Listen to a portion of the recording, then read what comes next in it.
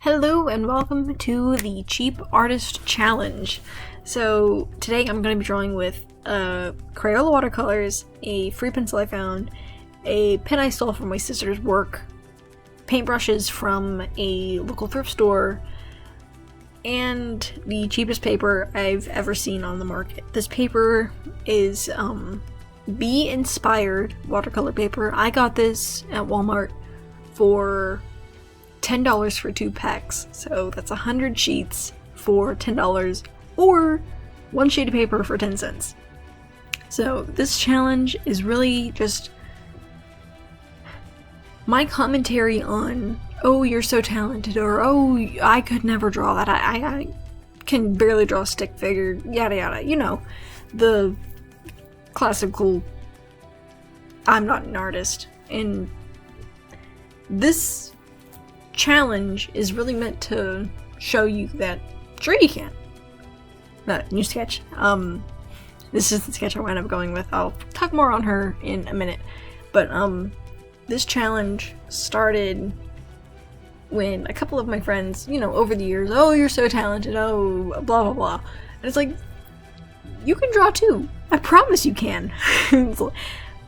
You don't just wake up one day and be good at drawing. That's not how that works. I personally have been drawing every day in an art class for 8 years. 8 years. I've been drawing every day since I was 11, basically. And I've been drawing even longer than that. I distinctly remember being in 2nd grade and drawing bad Harry Potter fan art. So you don't need to be good at art. You just need to start, really. That's all you need. So this is meant to show you this is all you need. This is all you need. All told, all the materials in this video probably cost $15. And that's for an entire pad of 50 sheets of paper. So it's not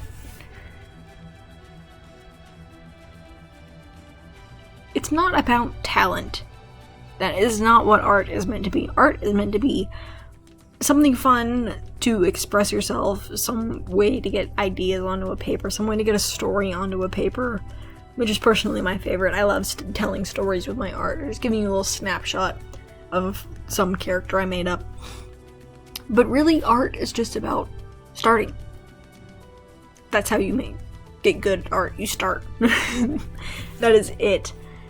I wouldn't be nearly as good as I am now, which I'm not saying I'm good, but I wouldn't be as good as I am without starting. I really wouldn't.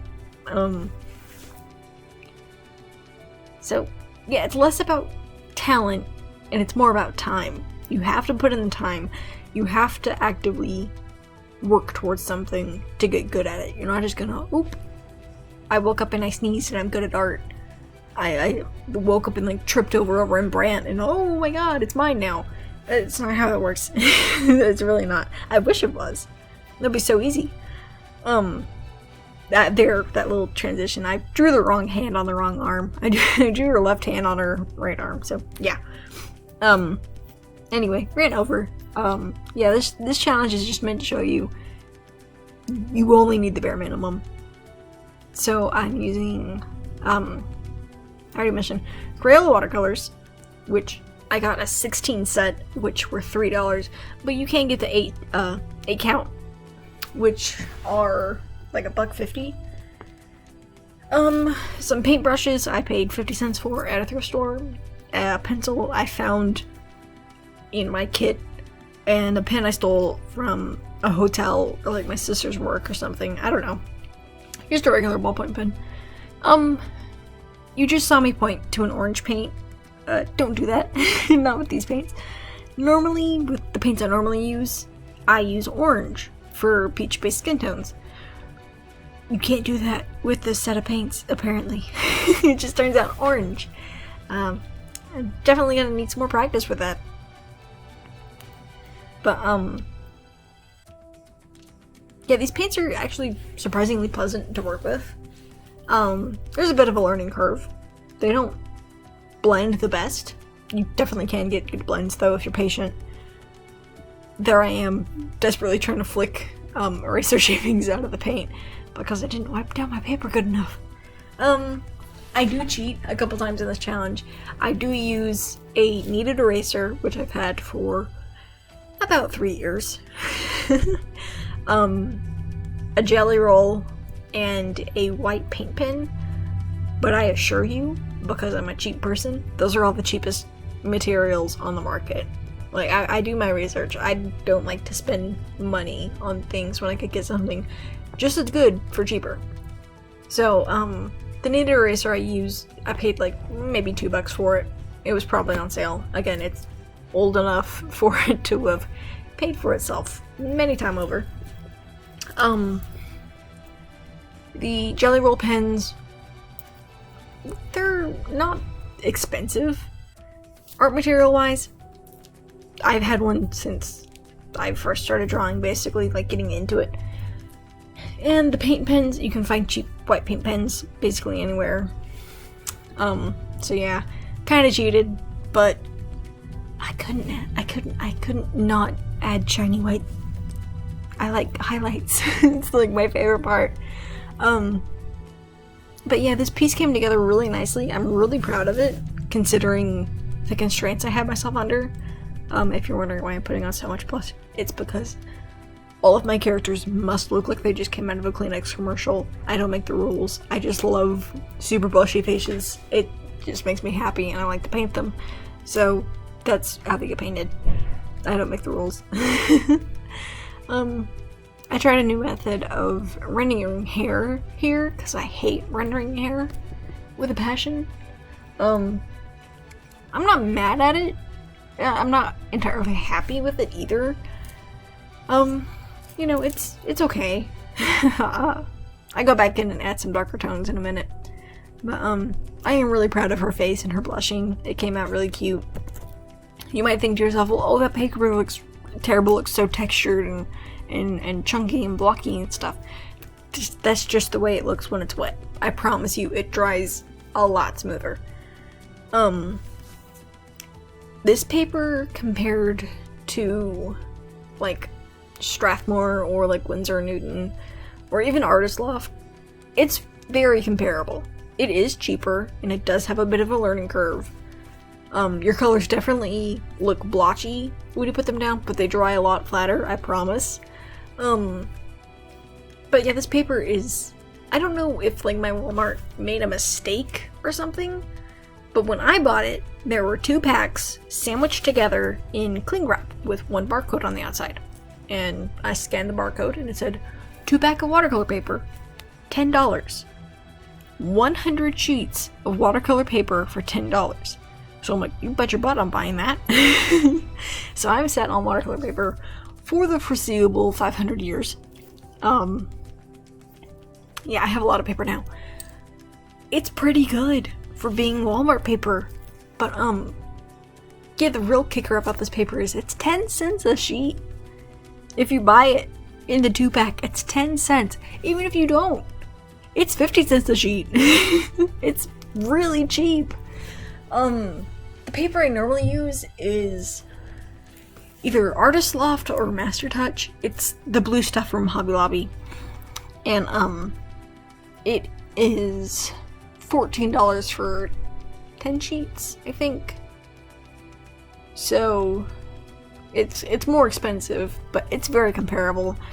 I have a live stream of me testing it on my Instagram, which is at LeftyRoo, 4 T's, 2 O's. No, 4 T's, 3 O's. I don't even know my own username. But, one of the things I love about these paints is how saturated they are. Like, look at that gorgeous red. And it's just chef's kiss. These paints are very fun. These are definitely not meant for moody pieces. These are definitely meant for 7-year-olds with a thing for glitter.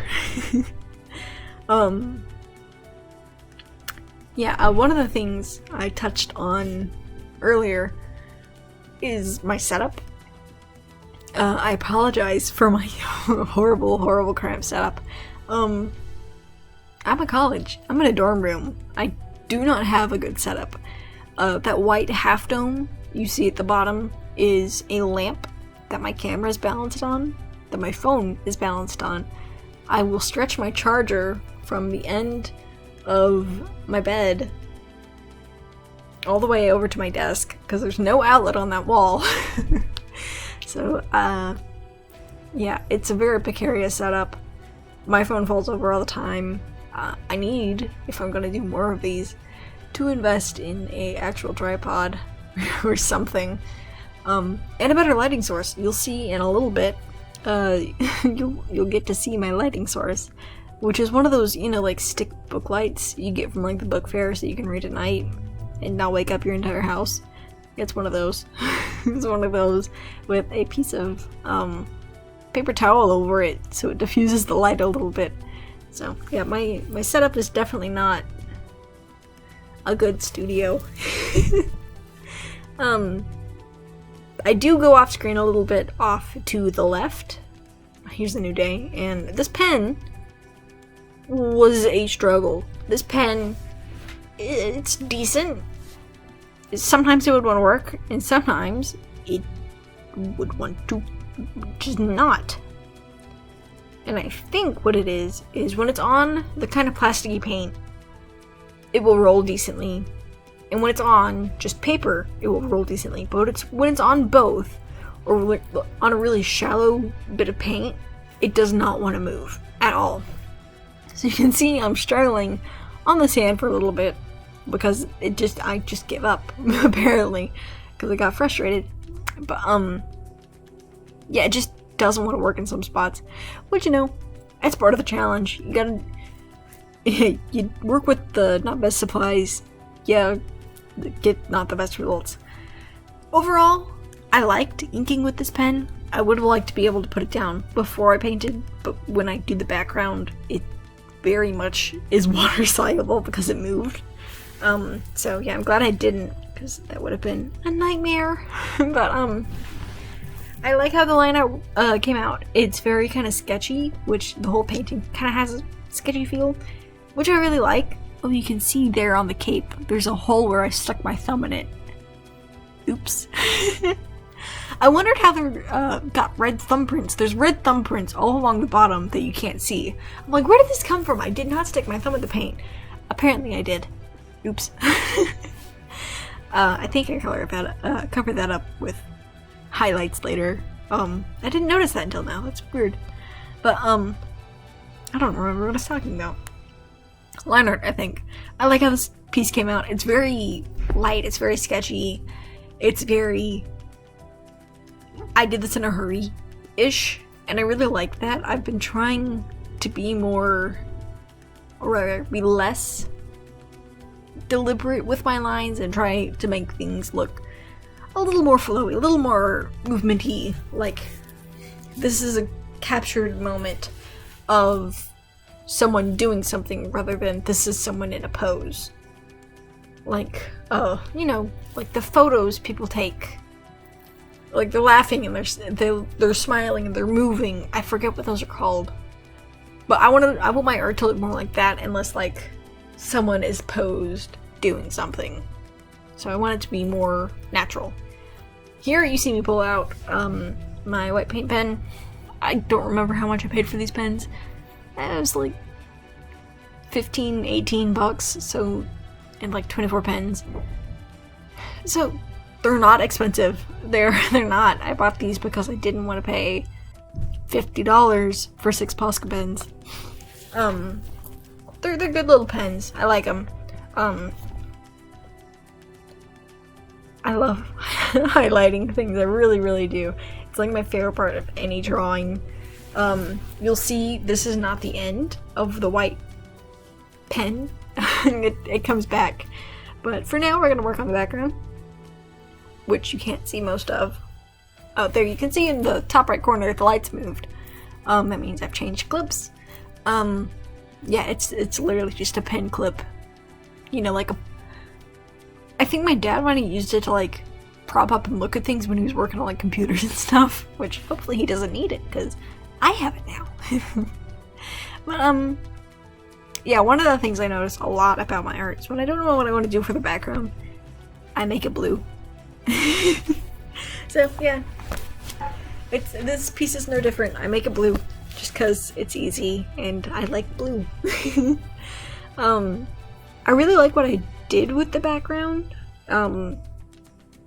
I just kind of added some white shapes, and while I was doing it, I'm like, oh, I'm just gonna make it kind of abstract. But when it's done, and with how shiny she is, it kind of looks like it's raining, which also lends to her being, you know, kind of sad, kind of stabbed. So I really like how the background came out, even though it was literally just me sitting there going, I don't know what I'm doing! Paint it blue! Yeah, for this last minute or so, I'm just gonna leave you with some music, watch me finish up the background, and have a good day!